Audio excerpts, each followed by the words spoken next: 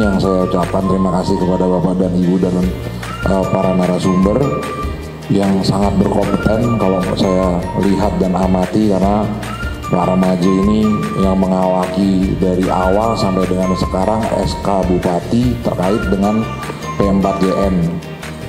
Oleh karena itu kami sebagai leading sektor narkoba sangat berprihatin dan menaruh harapan besar kepada Bapak dan Ibu dengan mengucapkan puji syukur kehadirat Tuhan Yang Maha Esa.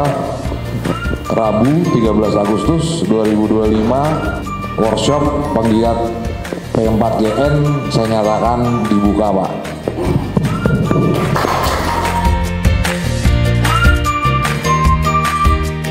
Senang sekali saya Kanesra Adi Putra bisa berada di tengah Bapak Ibu semuanya sebagai moderator.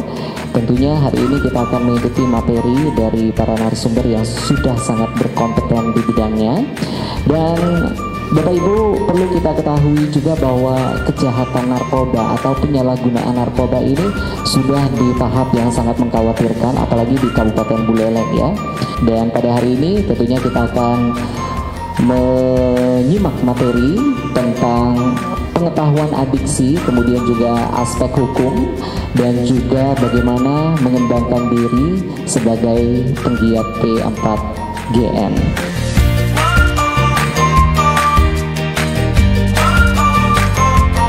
Saya rasa Bapak Ibu penggiat P4GN sudah menjalankan tugas dan fungsinya dengan sangat baik begitu ya, dengan bukti ada sosialisasi di sekolah mengenai bahaya narkoba begitu, lalu kemudian ada prestasi berhasil begitu ya untuk mengidentifikasi, mengenali warga di desa atau masyarakat di desa yang terkena narkoba. Nah, semua sudah tahu ya bahwa narkoba itu adalah zat psikoaktif ya Bapak Ibu ya.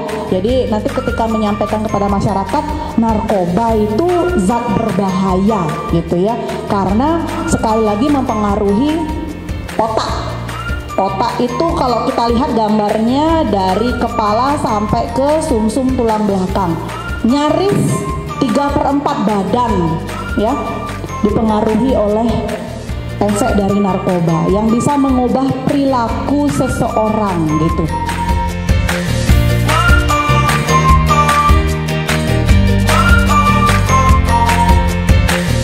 Pak Mekel dengan Pak Bendesi itu ada suatu ikatan, suatu seperti kalau hubungan suami istri kan tidak bisa terpisahkan itu. Kita di Bali kan antara desa dinas dengan desa adat itu sesuatu yang jadi satu yang tidak bisa terpisahkan.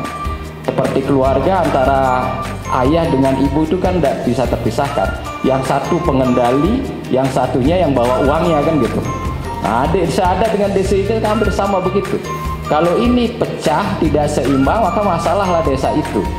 Karena itu mesti Pak Mekel dengan kalian desa ini menjadi satu. Satu dalam rangka apakah? Bagaimana kita menjaga masyarakat kita, anak-anak muda kita dari pergaulan narkotika ini Bapak Ibu. Jadi negara sudah mengkategorikan narkotika ini sebagai kejahatan yang extraordinary crime. Jadi extraordinary crime itu adalah kejahatan yang luar biasa, dipersamakan dengan kejahatan terorisme dan juga korupsi Bapak Ibu.